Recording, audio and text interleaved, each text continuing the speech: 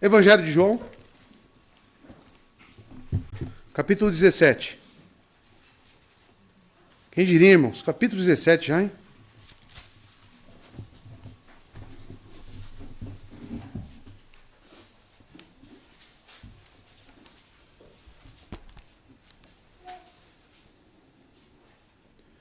Faremos 3 anos de igreja.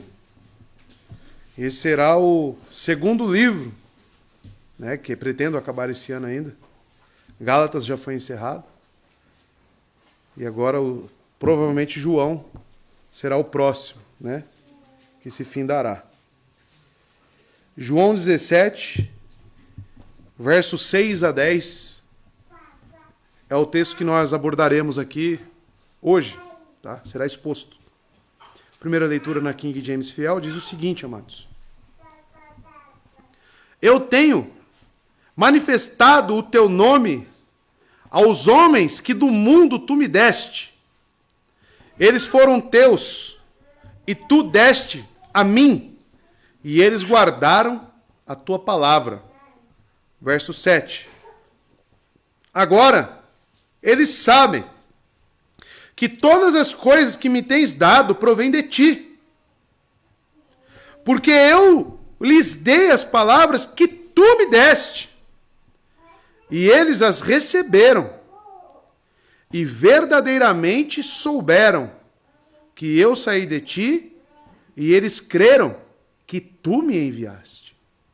Verso 9. Eu oro por eles. Eu não oro pelo mundo, mas por aqueles que tu me deste, porque eles são teus. Verso 10. E todos os meus são teus, e os teus são meus, e eu sou glorificado neles. Oremos. Eterno Deus e Pai, Deus excelso, Deus majestoso, poderoso, santo é o Senhor. A ti louvamos, Deus. A ti buscamos. E diante da tua palavra está o seu povo. Pai, que nesse momento haja a clareza, a iluminação para o entendimento do Santo Espírito. Que o Senhor me ajude nas minhas fraquezas e pecados, para que eu pregue com fidelidade a sua palavra. Que o Senhor tenha misericórdia, Deus, da minha vida e dos meus irmãos. Não somos nada, estamos perdidos sem as tuas palavras. Suas palavras são vida, suas palavras são o caminho, é o que nos liberta, é o que nos salva. Que Cristo seja exaltado no início ao fim deste sermão. Que as nossas vidas sejam conformadas a Cristo Jesus. E que glorifiquemos ao Senhor, Deus. É o que eu te peço nesse momento. Nos ajude na condução das Escrituras. É o que eu te peço em nome de Jesus. Amém. Capítulo 17 de João, versos 6 a 10, é a sessão de hoje. E o capítulo 17, como já foi exposto semana passada, se trata da oração sacerdotal de Jesus Cristo. Inicialmente, Jesus orou pela obra, a qual ele já a considera cumprida. Estando prestes a enfrentar a cruz, ele ora ao Pai mais uma vez, dirigindo suas palavras para a conclusão desta obra. Numa segunda parte, a qual estamos hoje, Jesus ora pelos seus discípulos. Esta sessão, que não se acaba, é a primeira parte apenas, a parte 1 da oração pelos discípulos. Ele vai falar sobre a sua obra em benefício dos seus. Depois ele estenderá a sua oração para a igreja. Então você pode dividir o capítulo 17 nessas 3 formas, 3 etapas. A oração que relaciona a si mesmo e a sua obra. Cristo falando sobre a própria obra. Num segundo momento, a oração pelos discípulos. E na terceira parte, a oração pela igreja. Assim nós veremos aqui, se Deus assim permitir, na continuação da exposição, amados. Então, amados, semana passada pregamos essa oração sobre a sua obra, sobre o plano redentivo cumprido. E temos agora uma transição, uma leve transição de sua obra para a intercessão por seus discípulos. Existe uma boa transição aqui, orgânica, entre esta solicitação com referência a ele próprio para uma solicitação com referência aos discípulos. O desenvolvimento desse pedido, dessa solicitação para outra, é de uma forma muito natural e muito gradual, que parecem mesclar-se onde se encontram. Então é muito sutil. Porque, amados, a glória de Jesus é a salvação dos seus seguidores. Então, quando ele fala de sua obra, quando ele ora a Deus sobre o plano redentivo, nos versos 1 a 5, e migra para a oração pelos discípulos, na verdade são complementos, porque a sua obra é para seus discípulos. É para benefício dos seus. E é isso que veremos, amados. O que será destacado, a principal doutrina que encontramos aqui nessa sessão, é a doutrina da soberania divina na eleição. Que Deus elege pecadores para a salvação na eternidade passada. E da responsabilidade humana. Que os pecadores são responsabilizados pela forma como eles respondem ao Evangelho também. São claramente ensinados, amados, nas Escrituras e desempenham um papel importantíssimo nessa passagem. O pano de fundo, amados, da passagem que estamos aqui hoje, e veremos pelas próprias palavras de Cristo, é a doutrina da eleição. Está diante dos nossos olhos. Para entender melhor, continuando a exposição do texto, vamos entrar no verso 6. Em complemento a tudo que já foi pregado semana passada. O verso 6, agora utilizando a João Ferreira de Almeida, revista atualizada, diz o seguinte: manifestei o teu nome aos homens que do mundo me deste. Eram teus e tu me destes, e guardaram a tua palavra. Inicialmente eu destaco aqui a palavra manifestei. É um verbo indicativo. Cristo está indicando um fato. Ele está apontando para um fato realizado. O que nos soa aqui, desperta a nossa atenção, é que esse verbo manifestei que Cristo utiliza, narrado por João, está no aoristo. Essa manifestação de Cristo, ela não tem tempo determinado. Ela é uma manifestação que ocorreu. E simplesmente ocorreu. Quando eu encontro os verbos relacionados às obras de Cristo no aoristo, não tem como ser compelido ao nome que Deus se apresenta. Eu sou. E quantas vezes Cristo se apresenta como o eu sou? Eu sou a verdade e a vida. Eu sou a videira verdadeira. Eu sou o pão da vida. Amados, o eu sou não tem aspecto de tempo. Ele é hoje, ele é ontem, ele é amanhã. Sempre será. E quando eu olho para esse manifestar de Cristo, é justamente nesse aspecto. É um manifestar que transcende o tempo.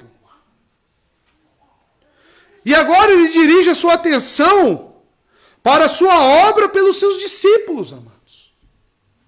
O Filho declara que manifestou, tornou conhecido. A palavra grega, amados, para manifestar significa tornar algo visível, conhecido, claro, seja por palavras, seja por atos, mas é algo que ele trouxe à tona.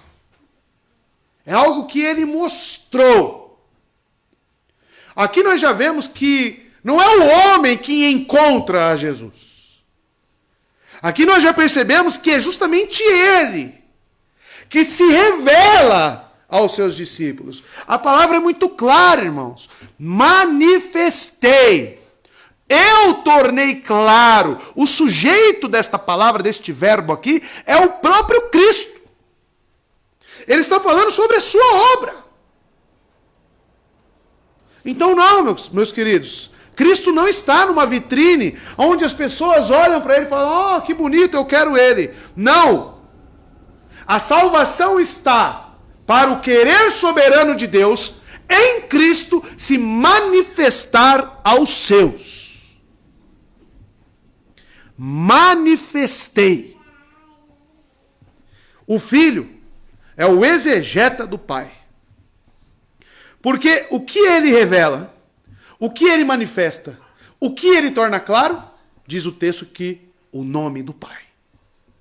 O teu nome. Então quem que torna claro? Quem que é o exegeta? Quem é o professor? Quem é que ensina? O próprio Cristo. Por isso que ele é o caminho. Ninguém vem ao Pai a não ser por mim. Porque é através de Cristo que nós olhamos para ele e sua obra e enxergamos Deus. Entendemos quem é Deus somente através da obra da cruz.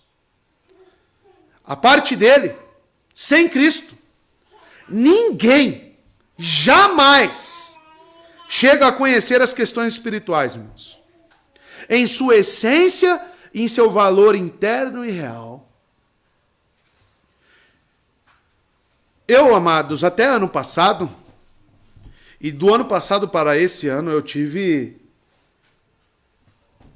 uma concepção sobre os meus estudos. Eu cheguei a uma conclusão sobre os meus estudos individuais. Eu cheguei numa conclusão de que o mais importante para os meus estudos, o que eu tenho que conhecer a fundo, o que eu tenho que realmente gravar no meu coração, na minha mente, é o Evangelho. Eu preciso entender, conhecer não somente as doutrinas, mas o principal, isso para todos nós, é conhecer o Evangelho. Conhecer essa obra de Cristo. Conhecer o ser de Cristo. Isso é o mais importante para nós. Talvez você tenha que pausar os seus estudos realmente. Talvez você tenha que falar, para onde estou indo? E falar, o quanto que eu conheço desta obra e do meu Salvador. O quanto que é claro para mim isso. Isso é o que move nossas vidas, irmãos. Então eu comecei a dar mais atenção e gastar mais tempo com o ensino realmente do Evangelho, com as palavras sobre a obra de Cristo. Comecei a estudar mais a fundo. Comecei a buscar as línguas originais para entender melhor isso. Por quê? Justamente porque através de Cristo eu conheço melhor o Pai. Através da sua obra, através da sua vida, neste manifestar, e nós temos claramente aqui manifesto diante de nós, está aqui o manifesto de Cristo. Está aqui. E nós temos acesso a isso. E é conhecendo a essência desse Evangelho, a profundidade deste amor, é o caminho que eu vou me aproximar mais de Deus. Não estou condenando os outros estudos e as outras doutrinas, não é isso que eu estou fazendo. Mas eu quero dizer que o Evangelho tem uma primazia sobre todas as outras doutrinas, porque todas as outras doutrinas, elas irão fluir do Evangelho, da mensagem da salvação, da obra de Cristo. Então, amados, o nome do Pai que é revelado através dessa manifestação de Cristo, ou seja, olhar para Cristo, é olhar para o próprio Pai. Ele mostra Cristo, a obra da cruz, e eu disse semana passada, revela os gloriosos atributos de Deus. Através da cruz, irmãos, de Cristo, podemos enxergar claramente quem é Deus. Deus não é subjetivo. Deus é tangível no que se pode pensar na cruz, na sua própria obra. Ele se manifestou aos homens. Ele teve a forma de homem. Para quê? Para que eu e você pudéssemos se achegar a Deus. O véu que separava já não separa mais. O que isso significa?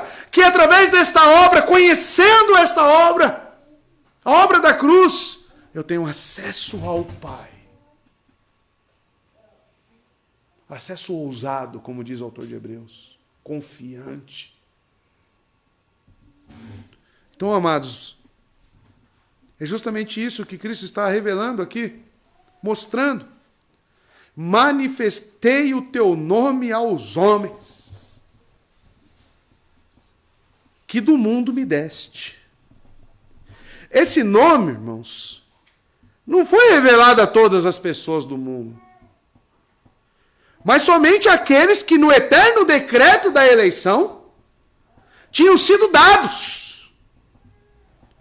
Porque uma pergunta que você tem que fazer para o texto é: quem são esses homens que do mundo foi dado a Cristo? Porque o texto é muito claro que essa revelação, esse manifestar é para um grupo específico. Correto? Manifestei o teu nome, diz o texto, nas palavras de Cristo, tá? Eu não estou citando palavras de Calvino não, tá bom? Eu estou citando as palavras de Cristo. Manifestei ao teu nome aos homens que do mundo me deste. Está escrito: manifestei o teu nome aos homens do mundo. Genérico. Tem o me deste. E a pergunta que cabe aqui é: quem são esses que foram recebidos, dados a Cristo e ele recebeu? Quem são? São as pessoas que desde uma eternidade passada foram decretadas por Deus que no longo dessa vida, ao longo do tempo, receberiam a fé no seu Filho manifesto aos homens. E através desta obra, eles se aproximariam de Deus. É isso. Ficará mais claro isso no discorrer do texto. Tá? Amados, portanto, somos atraídos ao Filho pelo próprio Pai. Como diz em João 6,37, 39 e 44. Vamos resgatar esse texto? Para que fique claro essa doutrina maravilhosa. João 6. Primeiramente o verso 37, amados. Olha o que Cristo diz. Todo aquele que o Pai me dá. Ele está falando isso aqui. Qual é o contexto de João 6? É a multidão que está o seguindo e a multiplicação de pães e peixes. É aquela multidão que estava ali. Jesus fala tanto para os seus discípulos que estavam dentre a multidão, quanto para todos ali presentes.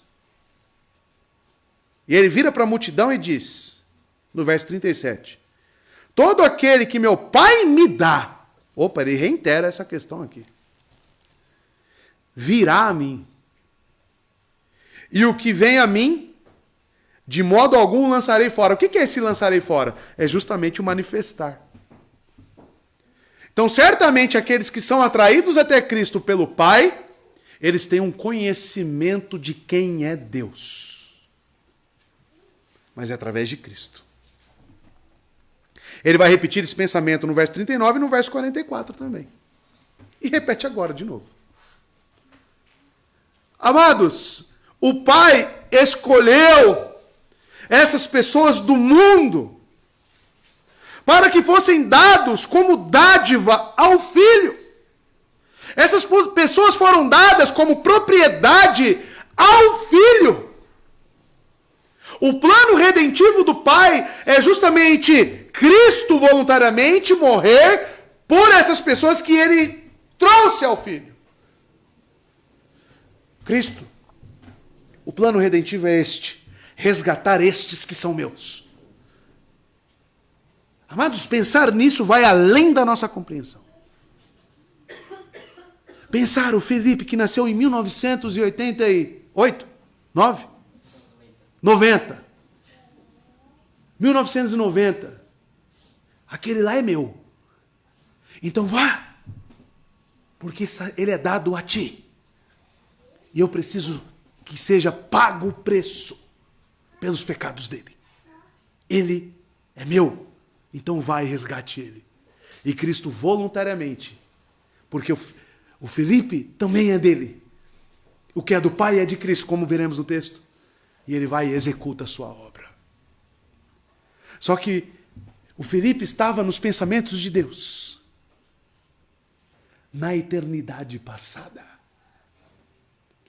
Quando nem mesmo ele pisou neste mundo. Deus já tinha planos e pensamentos favoráveis a ele. E isso com todos os eleitos. Só peguei ele aqui como exemplo. É isso que está falando o texto. O Pai os escolheu do meio do mundo para que fossem dados como dádiva ao Filho. Provavelmente o melhor comentário, amados, é o que encontramos, por exemplo, nos cânones de Dort. Eu pincei o artigo 7 dos cânones de Dort. Próxima matéria que o irmão Gessé vai aprender aqui no seminário. O Reginaldo também. Correto? Diz o seguinte lá, abre aspas. Ora, a eleição é o propósito imutável de Deus, por meio da qual, antes que as fundações do mundo fossem lançadas, conforme o mais livre beneplácito de sua própria vontade, por mera graça. Porque o Felipe fez o que para isso? Para receber isso? Nada. Nada. Nem existir, ele existia. Por mera graça, ele escolheu, dentre toda a raça humana, caída por sua própria culpa, de sua integridade primitiva, no pecado e na destruição, certo número de pessoas ele escolheu. Dentre essa massa corrompida. Nem melhores, nem mais merecedores do que outras. Não. Mas que juntamente com todas elas estavam envoltas em uma miséria. Uma miséria comum. E nos tirou para a salvação em Cristo. A quem, desde a eternidade, ele nomeara como mediador e cabeça de todos os eleitos e o fundamento da eleição. E por conseguinte, decretou dá-las a ele para serem salvas. Explica agora por que o verbo manifestar está no aoristo. Cristo veio resgatar aqueles que já eram do Pai. Sempre foram. Sempre serão. E nunca serão perdidos. Mas da onde que ele nos tirou? Dessa massa corrompida, pecaminosa, destituída. É dali que ele tirou os seus. Nós não fazemos nada, não somos o grupo que buscamos e alegramos a Deus com nossas obras, não. Esse grupo de pessoas que é dada a fé, são pessoas que pelo livre beneplácito da vontade de Deus, escolheu salvá-los. É o que eu disse na manhã. Nenhum eleito de Deus fala, eu mereço ir para o céu. Mas todos os eleitos de Deus falam, eu mereço ir para o inferno, porque eu sou um miserável pecador. Se eu entrarei ao céu é com base nos méritos de Cristo Jesus.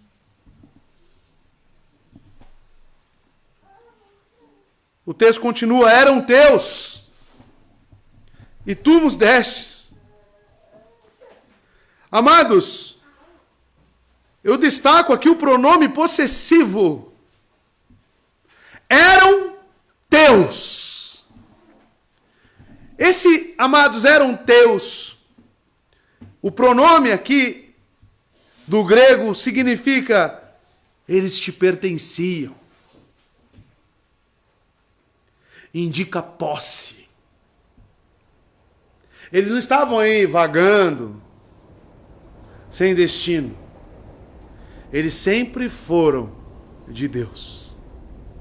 Aqueles que receberam a fé em Cristo Jesus. Então, amados, a concepção de salvação para muitas pessoas é muito deturpada. É totalmente contrária às Escrituras. Talvez eu esteja falando isso aqui e muitas pessoas falando: que coisa estranha é essa? Que texto difícil de aceitar. Então quer dizer, então, que eu não faço nada para a minha salvação? Sim, é exatamente isso. É exatamente, claramente isso. E mesmo quando eu estava perdido, eu que hoje tenho a fé em Cristo, mesmo quando estava perdido por aí, atendendo às vontades da minha carne, eu já estava nos planos de Deus? Sim. O texto diz: eram teus. E tu? Me destes. Mos deste, né? Na área está mos deste. O que isso significa? Ele está, amados, pensando em todos os eleitos, mas aqui particularmente, né, e devemos fazer essa ressalva, ele está falando sobre todos os eleitos, isso é fato. Mas particularmente está falando agora dos discípulos, dos apóstolos. Tá? Mas se aplica a todos os eleitos? Vocês verão que na construção da oração sacerdotal, sim. A mesma coisa se aplica a nós. Nos discípulos que estão com ele ali no cenáculo, né? Logo após a ceia, as palavras que ele proferiu aos seus discípulos. Em decorrência do decreto divino, amados, essas pessoas pertencem ao Pai. A fim de que esse conselho eterno se torne efetivo na vida dos eleitos. Ou seja, para que se tornem reais essa posse. Por isso que Paulo vai dizer em Romanos que o Espírito testifica ao nosso Espírito que somos filhos de Deus. Ou seja, ele nos indica, ele nos mostra a posse de Deus. Que ele sempre teve. E para que isso se torne real, para que o Espírito nos aplique isso, é necessário a obra e a morte, a vida de Cristo. Por isso que eles foram dados a Jesus, os eleitos. De modo que ele, por meio do seu sacrifício expiatório, os pudesse salvar.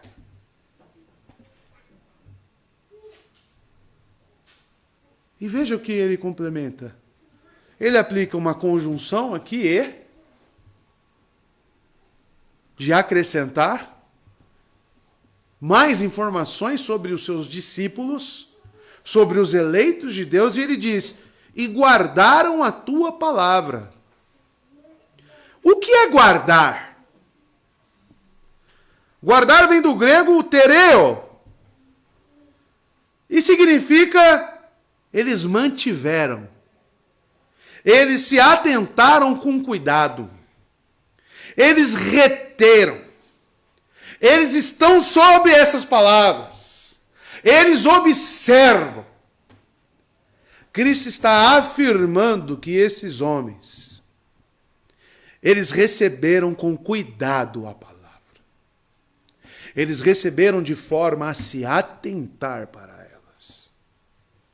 Mas, pastor, esses homens são tão falhos. Pedro está prestes a negar a ele. Mas a disposição do coração de Pedro, o caráter regenerado, o coração regenerado de Pedro, é de tal forma que quando Cristo falava, quando Cristo anunciava a sua obra, ele recebia. Recebia no coração. Não só Pedro, mas todos os 11 tirando Judas.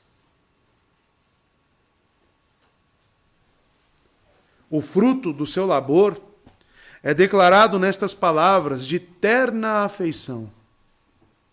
Deve-se observar que o mestre, que poucos momentos antes, quando se dirigia aos seus discípulos, ao qual ele já ressaltou a fraqueza da fé deles, estão lembrados quando ele diz: vocês ainda não estão prontos.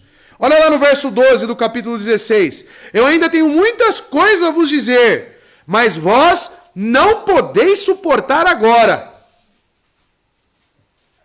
Ele destacou a fraqueza dos discípulos, a fé imperfeita, e talvez eu e você estejamos na mesma situação que esses homens, em tela.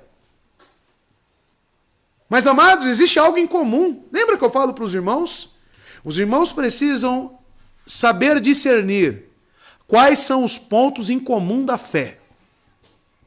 O que a pessoa que tem uma fé gigantesca para uma pessoa que tem uma fé pequenininha, o que elas têm em comum? Uma coisa eu te digo, todas elas recebem a palavra de Deus. Elas mantêm a palavra de Deus em seus corações. Isso é tido como algo precioso, um cuidado especial. Você se sujeita àquilo que o seu Senhor fala. E isso os discípulos tinham. Com base no quê? Nas próprias palavras do nosso Redentor. Amados, como real sumo sacerdote, cujo coração cheio de amor pelos seus, ele simplesmente descreve estes homens de pequena fé. Poucas horas antes de todos o abandonarem e o negarem, como aqueles que têm guardado a palavra do Pai. Verdadeiramente o amor não se ressente do mal. Amados, nós que cremos em Cristo verdadeiramente e gostamos de ressaltar o mal e olhar às vezes apenas para o mal que está em nós, eu acredito que já seja tempo para você olhar para o amor e o cuidado de Cristo pela sua vida. Cristo tinha todos os motivos aqui para acabar com os discípulos em questões de palavras. De falar que eles eram da pior espécie possível, que negar a ele estava prestes a acontecer. Mas eu quero que você olhe para o texto e veja o cuidado especial que Cristo tem por nós.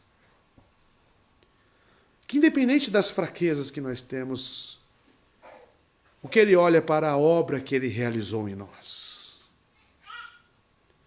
O que ele ressalta na sua intercessão, porque isso aqui é uma intercessão ao Pai pelos seus discípulos. Ele, nesse exato momento, diz ao Pai: Pai, eles receberam a sua palavra. E se você recebeu a palavra, se você se enquadra no que essa palavra aqui, tereo, significa, se realmente a palavra está guardada no seu coração, você tem sim motivos de se alegrar, de se contentar no seu Senhor. E ele intercede com base nisso. Ele retém as minhas palavras. E isso, amados, esse verbo manter, mantiveram, guardaram, também é um verbo indicativo no tempo perfeito. O tempo perfeito, amados, descreve uma ação que é vista como tendo sido concluída no passado. De uma vez por todas, não precisando ser repetida.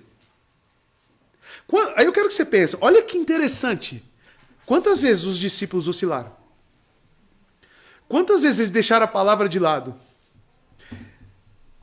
E Cristo está aqui afirmando, verbo indicativo, perfeito, no tempo perfeito, de que essa ação deles receberem, guardarem a sua palavra, foi algo no passado, algo que não precisa ocorrer novamente. Sabe em que momento que ele está falando aqui, que eles guardaram a sua palavra? É o momento que eles foram regenerados, transformados, receberam a fé. Você crê nisso? Você crê nas palavras de Cristo? Isso é para você tudo. E aonde ela fala, você se cala. Você tem motivos de se alegrar. E às vezes, amados, nós mesmos destacamos só os erros dos discípulos. Eu vejo os crentes fazendo chacotas com Pedro, brincadeiras. Olha lá, de novo Pedro, de novo você. Mas, amados, esses homens estão sendo exaltados aqui. Guardaram. Isso aqui é um elogio para qualquer crente. Ouvir isso da boca de Cristo é um elogio. E guardaram a tua palavra. Verso 7. Agora sabem que tudo quanto me deste provém de ti. Sabe o que Cristo está afirmando aqui? Essa palavra saber vem do grego gnosko. Significa aprender, conhecer, ter conhecimento, perceber, sentir. Esses homens sabiam com profundidade, até certo ponto, de que tudo que me deste provém de ti. Ou seja, que Cristo tinha autoridade, soberania sobre todas as coisas. Esse verso 7 mostra que os discípulos, eles olhavam para os milagres de Jesus de uma maneira diferente do que aqueles milagreiros. Eles olhavam para os milagres de Jesus sabendo que aquilo era algo relacionado aos decretos divinos, ao poder de Deus, outorgado a Cristo, dado a Cristo. O Pai deu autoridade ao Filho sobre todas as coisas. E quem sabia disso? Os discípulos. Isso aqui, amados, é reconhecer a divindade de Jesus Cristo com absoluta certeza. Mais um ponto em comum na fé, mesmo fraca quanto gigantesca. Reconhecer que Cristo é soberano e que tem autoridade sobre as coisas materiais e as coisas espirituais. Quando Cristo expulsava os demônios, os discípulos entendiam, isso é porque Ele é Deus. Quando Ele controlava a tempestade, os discípulos olhavam, isso é porque Ele é Deus. Agora sabem que tudo quanto me deste provém de ti.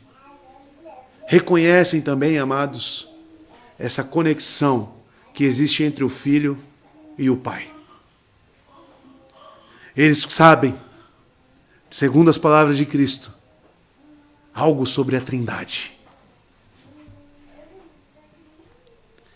Parafraseando, é como se Cristo estivesse dizendo, como resultado das palavras que eu lhes disse, com base no verso 8, verso 6, perdão, as quais eu recebi de ti, esses homens reconheceram que tudo que me deste, o brilho de tua glória refletido em mim mesmo, minhas palavras, minhas obras, vêm de ti. Minhas palavras, pronunciamentos. Diferentemente dos fariseus, vocês lembram os fariseus como quando olhavam? Quem ensinou letras a esse homem? Quem ensinou para ele? Que eloquência é essa? Não era assim que os fariseus ficavam olhando os ensinos de Cristo? Ficavam de boca aberta. Quem ensinou? Os discípulos, eles estavam certos de onde vinham essas palavras. Eles sabiam. É isso que a fé gera em nós, irmãos.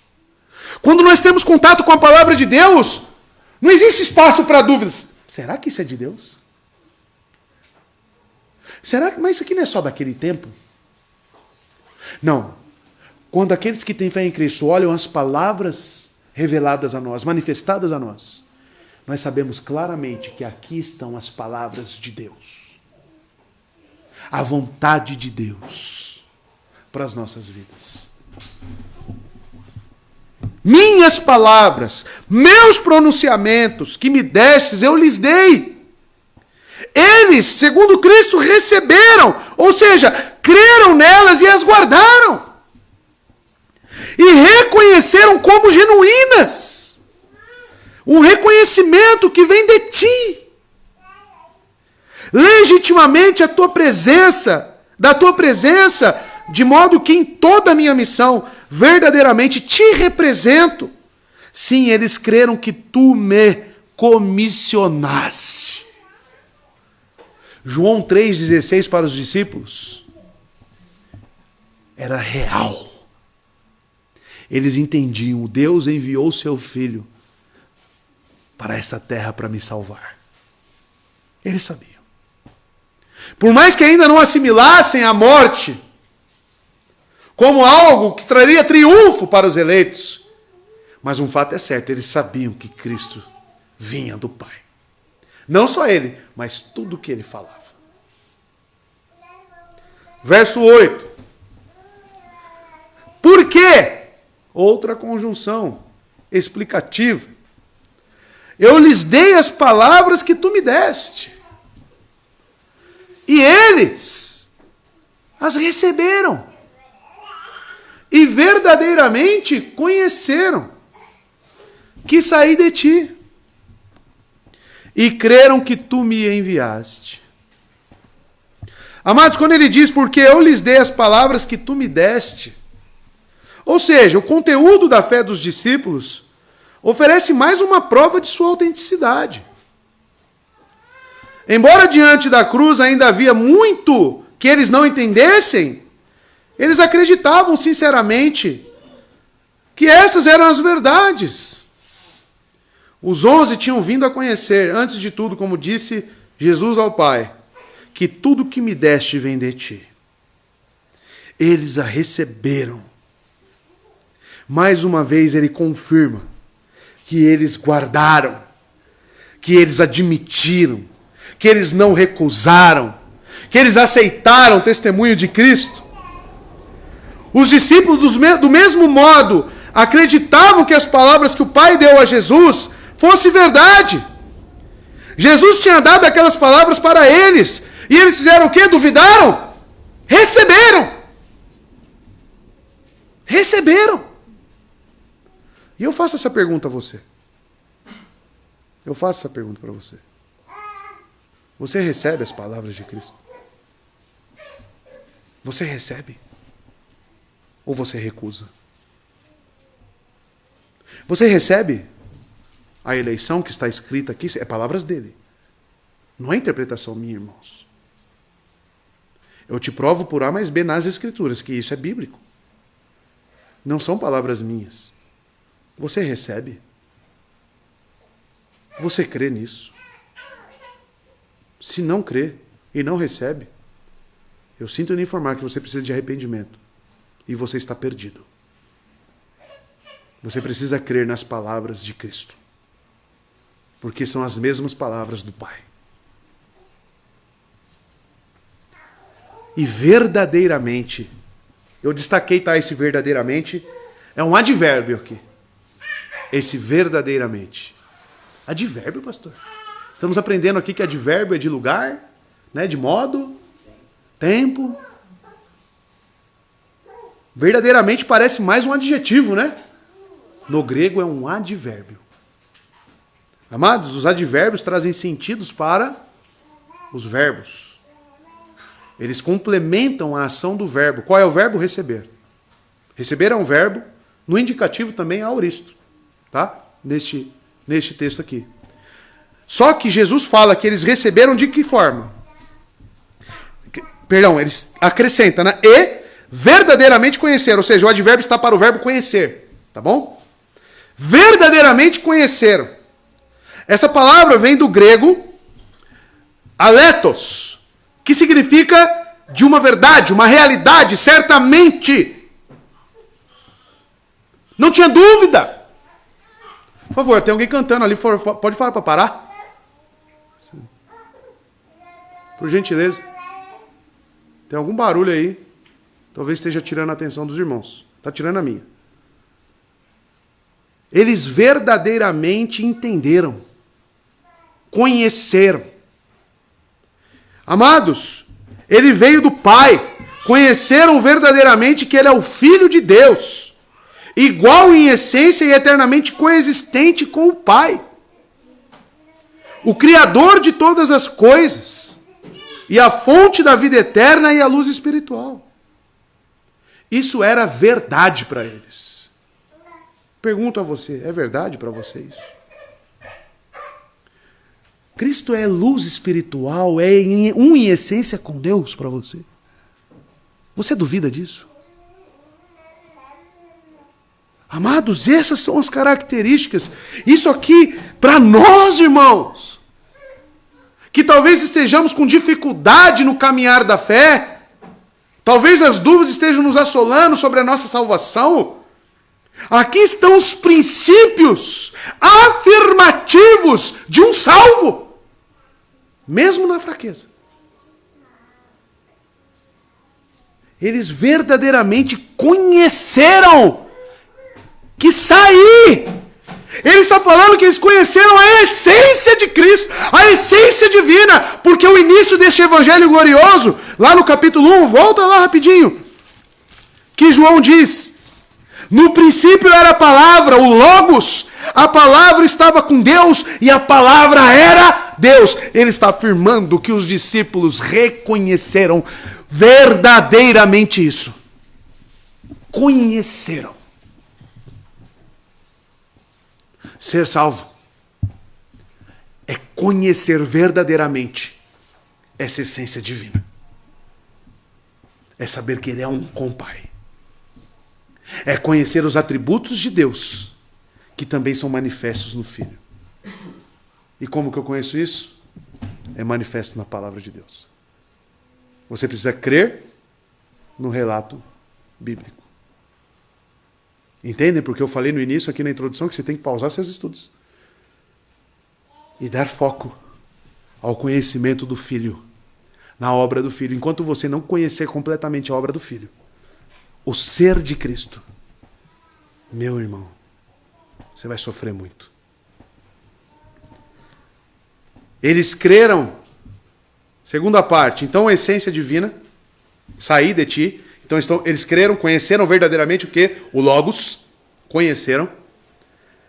E a próxima parte diz: e creram que tu me enviaste.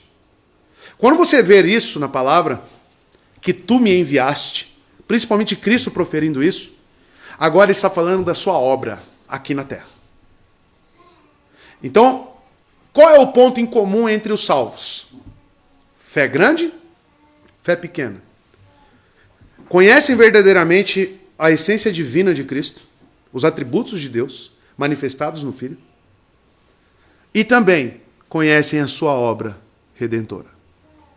Porque esse envio é um envio para quê? Para qual finalidade? Para fazer o quê? Enviou por quê? Então você conhece o quê? A humanidade de Cristo. Você conhece que ele veio a este mundo para morrer numa cruz. Reconhece que ele foi enviado do Pai. Eles também acreditavam na sua missão divina. Que o Pai havia enviado ele ao mundo. Eles reconheceram a glória do Verbo feito carne. E sabia que era como a glória do unigênito do Pai. Cheio de graça e verdade. Logo, eles também iriam entender as maravilhas da sua morte e ressurreição.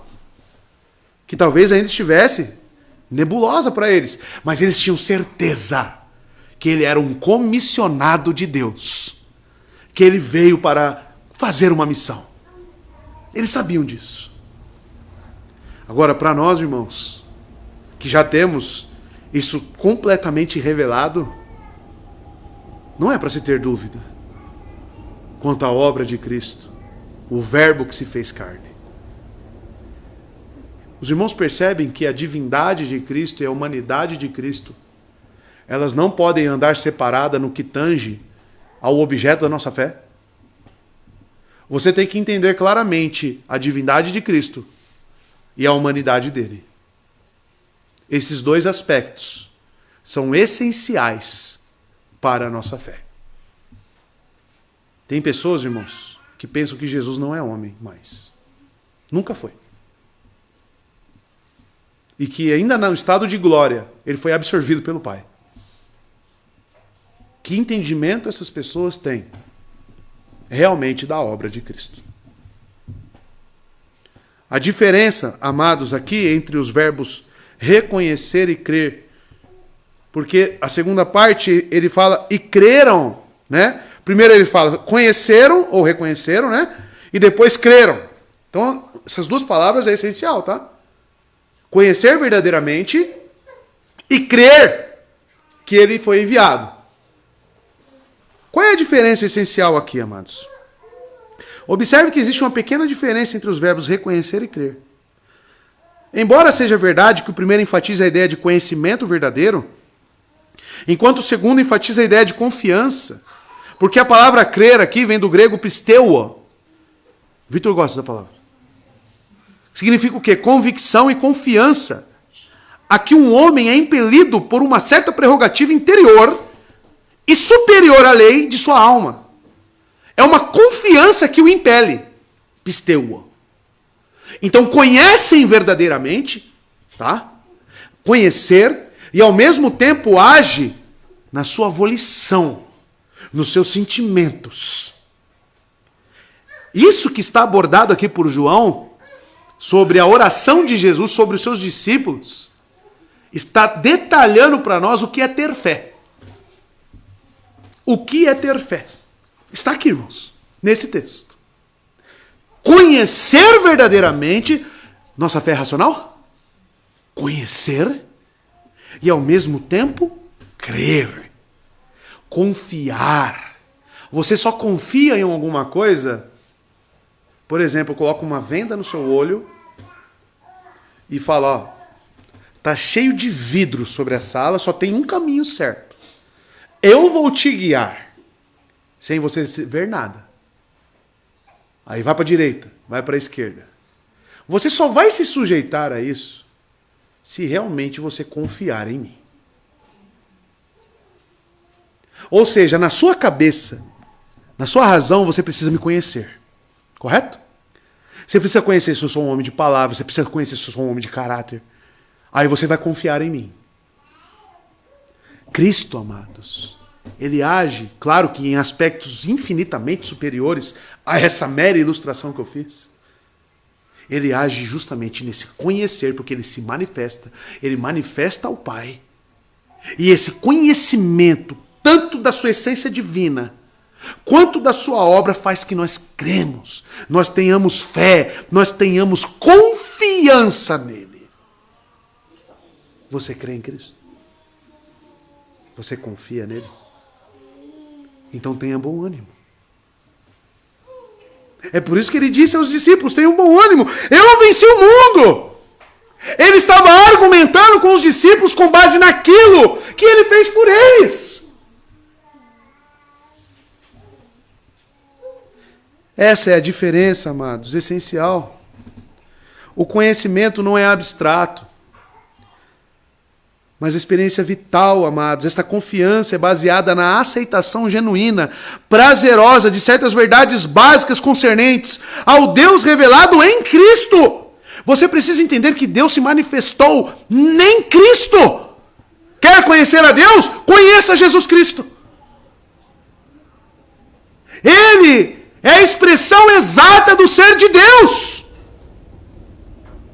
Olhar para Cristo nos relatos do Evangelho é você entender quem Deus é.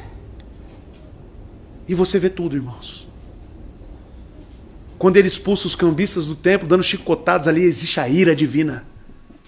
A ira manifestada, a ira santa de Deus.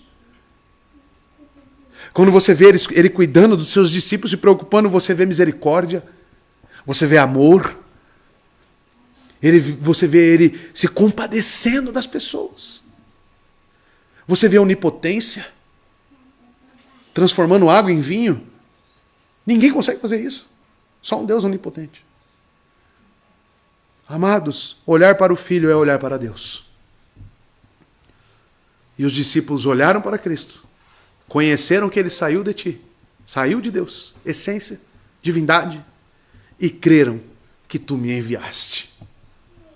É isso que você precisa entender sobre a fé. Verso 9. Eu rogo por eles. Não rogo pelo mundo. Talvez te assuste agora esse texto. Eu rogo por eles. Por eles. Tá? Não mude o texto. Eu rogo por eles. Não rogo. Existe uma negativa aqui. Não descarte o não. Não rogo pelo mundo. Mas uma conjunção, por aqueles que me tens dado, porque são teus. Cristo morreu por todos? Cristo intercede por todos?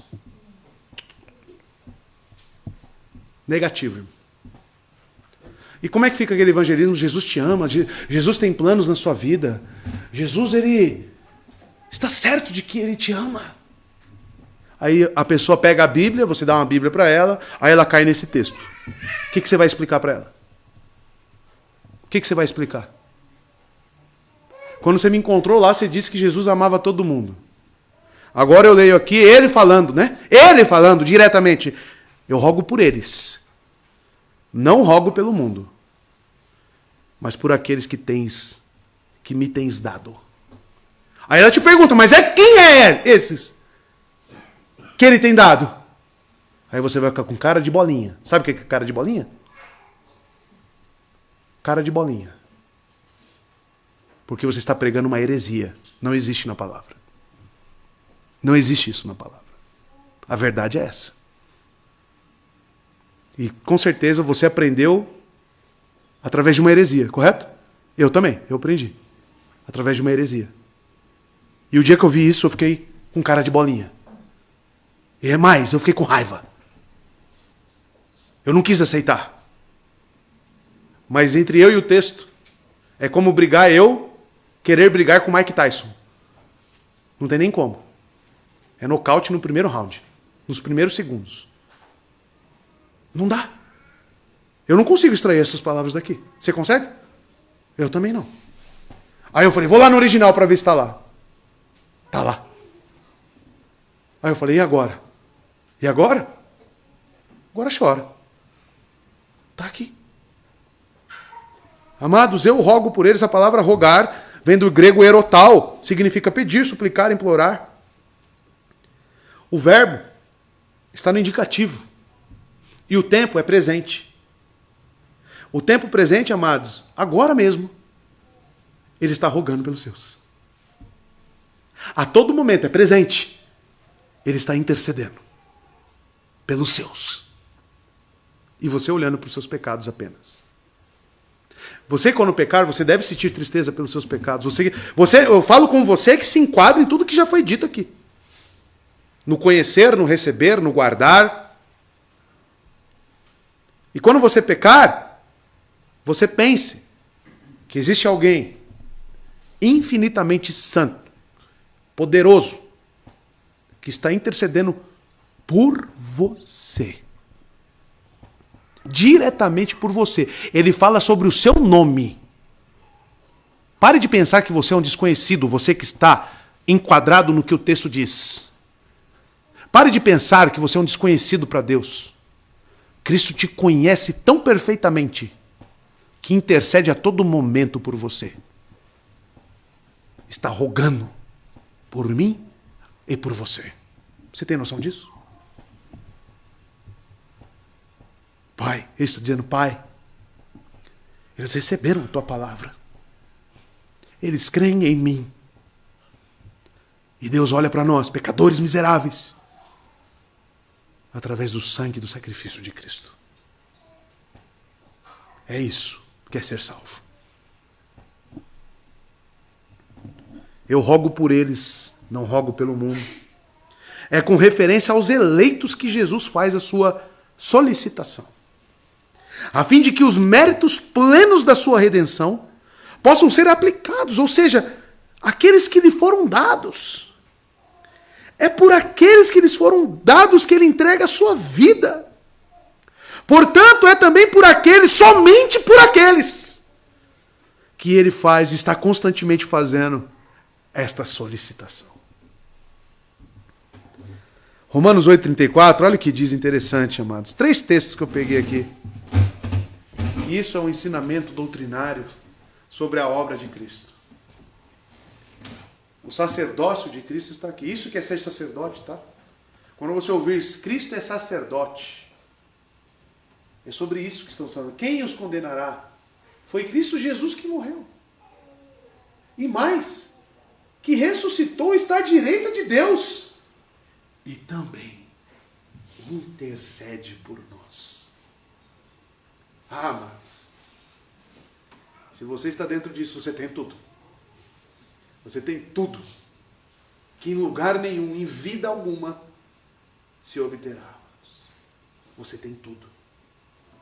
Ainda assim, Hebreus 7,25, Hebreus não podia estar fora, né? Porque o autor que fala do sacerdócio de Cristo, da intercessão de Cristo, do seu sangue, da sua obra. Por isso que é importante você estar nas quartas-feiras aqui, porque o autor de Hebreus, nos ensina a obra de Cristo. Nos ensina também a divindade de Cristo. Portanto, ele é capaz de salvar definitivamente, aqueles que por meio dele se aproximam de Deus. Olha só, o que ele disse? Manifestei o teu nome. Aqueles que por meio dele, de Cristo, aproximam-se de Deus. Conhecem a Deus. Pois vive sempre. Por que Jó disse, o meu Redentor vive? Porque Jó tinha certeza que Cristo estava intercedendo por ele. Pois vive sempre para interceder por eles. Eles quem? Aqueles que estão enquadrados nisso aqui. Os que têm fé. E por último, 1 João 2:1. João, o próprio autor da carta do Evangelho que estamos, escreveu essa carta e disse, meus filhinhos, escrevo a vocês estas coisas para que vocês não pequem. Se, porém, alguém pecar, temos um intercessor junto ao Pai, Jesus Cristo justo. Tenha bom ânimo. Ele venceu o mundo. Tenha bom ânimo. Ele é o justo, está à destra de Deus Pai, intercedendo continuamente, sem interrupção, por mim e por você. E você olhando como um derrotado para os seus pecados. Eu não estou fazendo um convite à licenciosidade para você pecar, irmãos. Não é isso que eu estou fazendo. Mas quando pecar e você estiver triste, haja como João. Olhe para Cristo. Ganhe forças e recomece. Ah, mas eu estou nisso há anos, pastor. Tenha bom ânimo. Sua vitória já está garantida nele. Nele. E isso nos basta. Viver aqui é viver com base nos méritos de Cristo. Por mais que seja agonizante, irmãos. Então tudo, amados, percebam que no Evangelho tudo é particular e nada é universal. A oração do sumo sacerdote olha para além dos homens que estavam no cenáculo nessa noite. Como fica claro, por exemplo, olha como nós estamos dentro dessa oração. Verso 20 e 21. Olha que interessante. Circula isso aí, irmão. Vamos chegar nesse ponto aí. Verso 20 e 21 do capítulo 17. E oro, Jesus falando, Cristo falando, e oro, não somente por estes. Estes quem? Quem estava no cenáculo? Os discípulos. Não somente por estes. Olha o que ele diz, amados. Mas também por aqueles que, pela sua palavra, vou repetir de novo, pela sua palavra, o que diz? Hão de crer em mim. Sabe quem está aqui agora? Eu e você. Eu e você. Quando que, se eu fosse dar uma datação de quando que ele falou isso aqui, assertivamente não vamos conseguir. Mas naquela época, ele já te conhecia? Já te conhecia. Verso 21. Para que todos sejam um, como tu, ó Pai, está em mim e eu em ti, e que também eles sejam um em nós, para que o mundo creia que tu me enviaste. Estamos juntos com João, com Pedro, com todos os discípulos. Estamos com Davi, estamos com Jó, estamos com Moisés, Abraão, Daniel. Estamos todos juntos em Cristo Jesus. Essa é a base da comunhão. Cristo. É Ele que nos une. Amados, Ele ora por todo o seu povo e também aqueles que ainda não criam nele passariam a crer posteriormente, mas que o aceitariam por fé verdadeira mais tarde como resultado da graça soberana. E ele continua, eu rogo por eles e não rogo pelo mundo, mas por aqueles que me tens dado, porque são teus. Você percebe o quanto que ele enfatiza essa questão daqueles que Deus tem dado a ele? Você percebe isso? Você tem que destacar isso no texto, em João 17. Quantas vezes isso ocorre? No entanto, amados, a oração ela é direcionada para essas pessoas. Entretanto, amados, a oração pela guarda espiritual, santificação, glorificação, não é por aqueles que até o fim de sua vida abjetamente rejeitam o Salvador. As palavras, não estou fazendo uma solicitação pelo mundo, são muito claras. As palavras, quando ele diz eu não rogo pelo mundo, é muito claro, irmãos. Entre o propósito da expiação e o propósito da oração sacerdotal de Cristo, existe uma concordância perfeita. Porque alguns podem falar, não, isso aqui é só uma oração. Não tem nada a ver com o propósito redentivo. Não tem nada a ver com a obra expiatória de Cristo. Ah, não? Como que eu separo as duas coisas? A intercessão de Cristo, que é com base naquilo que ele realizou, na obra de expiação, como que eu vou separar? É impossível. Amados, de fato, aquele conselho eterno é a base de tudo que se segue. Por isso lemos, por eles, os que foram dados, apenas eles, são teus, em virtude da eleição desde a eternidade. Nem todos lhes foram dados. Jesus não morreu por todos. Aqui cai por terra a heresia da expiação ilimitada. A expiação de Cristo, a obra de Cristo, ela é limitada.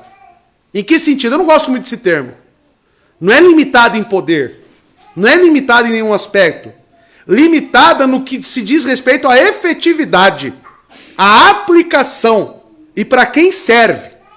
Para os eleitos, aqueles que são de Deus. Ele não orou para que os méritos salvadores da cruz pudessem ser aplicados a todos. Ficou claro isso para o irmão? No texto? Você enxergou isso no texto? Aqui a lógica é perfeita. Somos lembrados da cadeia inquebrável de Romanos capítulo 8, versos 29 e 30. Põe para mim, por favor.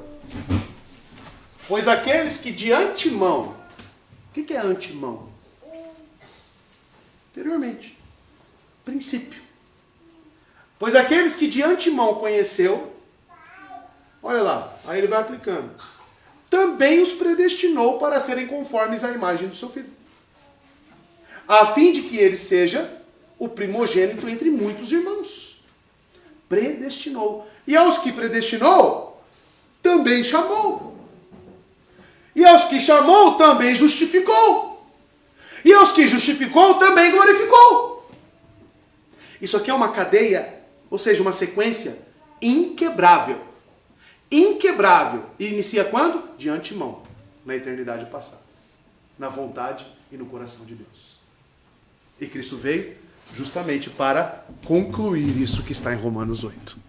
Verso 29 e 30. E verso 10 e último, irmãos. Todas as minhas coisas são tuas, e tuas coisas são minhas. E neles sou glorificado. Amado, Jesus está fazendo aqui uma solicitação em referência aos discípulos, porque eles pertencem não somente a si, mas também ao Pai. É natural esperar que o Pai apreciará o que pertence tanto a si mesmo quanto a seu Filho. Então, amados, por isso que no verso 9 Jesus disse, estou fazendo uma solicitação por eles, eu rogo por esses. A respeito daqueles que são dados a mim, porque são teus. E ele agora acrescenta essa dupla posse, que tudo que é dele, que é do Pai, também é de Cristo. Aqui nós vemos a perfeita unidade entre a Trindade. Que não existe hierarquia, existe sim um só propósito, um só objetivo. O plano redentivo é da Trindade. E tudo que é de um é do outro. Jesus, então, com essas palavras, deixa claramente, claro, que ele é soberano. Que ele é tão soberano quanto Deus. Jesus tinha em mente não apenas o fato de todas as coisas promoverem a glória do Pai e a dele, mas que também ele é de fato o dono de tudo. Tudo que é teu, aí nós vamos lá para Gênesis de novo, tudo que Deus criou, todos os decretos, tudo que foi feito, tudo que irá acontecer, quem que é o dono? Jesus, assim como o Pai. É isso que ele está dizendo. Por isso que o autor de Hebreus diz que Cristo sustenta todas as coisas pelo poder da sua palavra. Porque tudo é dele, assim como é do Pai. Isso é soberania, irmãos. Isso é autoridade.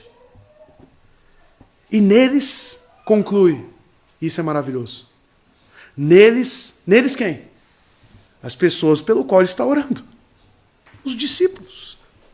Os que creem. Nós. E neles sou glorificado. Está pensando primariamente na glória que ele, como mediador, que está aqui falando como se tivesse terminado completamente sua palavra. Vocês percebem isso? Ele falando como se estivesse tudo concluído.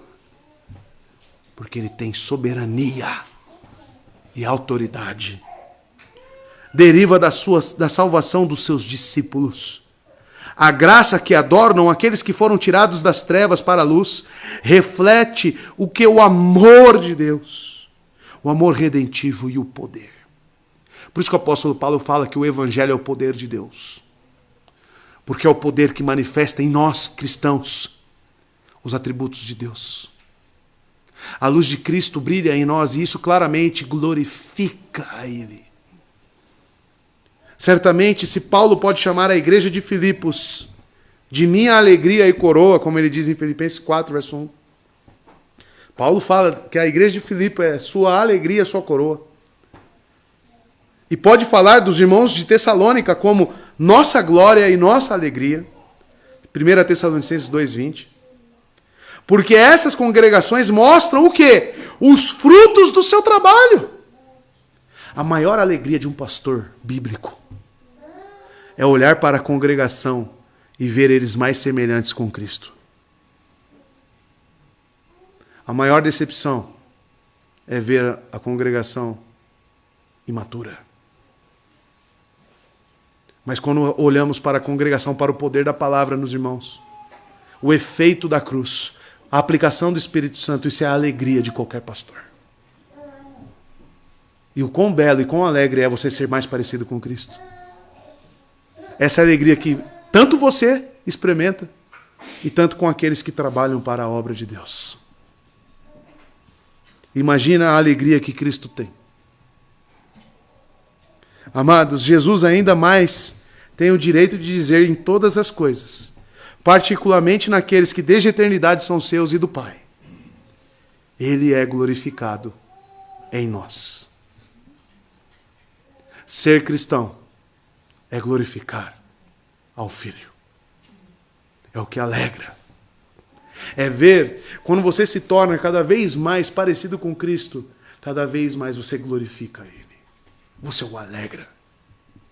Por isso que a palavra diz que quando um pecador ele chega ao arrependimento, existe o que? Festa. Celebração. Porque é mais um que irá glorificar a Cristo nesta terra. Então sim, amado, você que crê, e essa mensagem hoje é para salvos, essa mensagem é para quem crê, você tem muitos motivos de alegria, muitos, e todos eles se encontram em Cristo Jesus. Você que não crê, você que sentiu que não está enquadrado nessas características, eu digo que hoje é o tempo da salvação. Hoje é o tempo em que Deus escolheu para que você ouvisse essa mensagem, a mensagem dele é viva. Para que você creia, para que você se renda à sua palavra. Que você busque isso no Senhor Jesus Cristo. Amém? Que Deus abençoe a congregação, os irmãos, e que possamos nos alegrar, ter bom ânimo. Essa mensagem hoje é encorajadora. Encorajadora. Principalmente quando olhamos para as debilidades dos discípulos. Nos assemelhamos tanto com eles.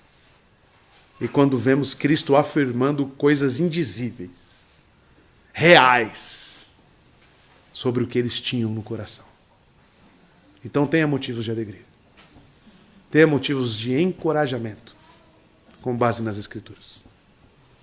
Neste momento iremos nos preparar para a celebração aqui da nossa Páscoa, que é a ceia. A morte deste que roga por nós, que intercede por nós. E é motivo de muita alegria.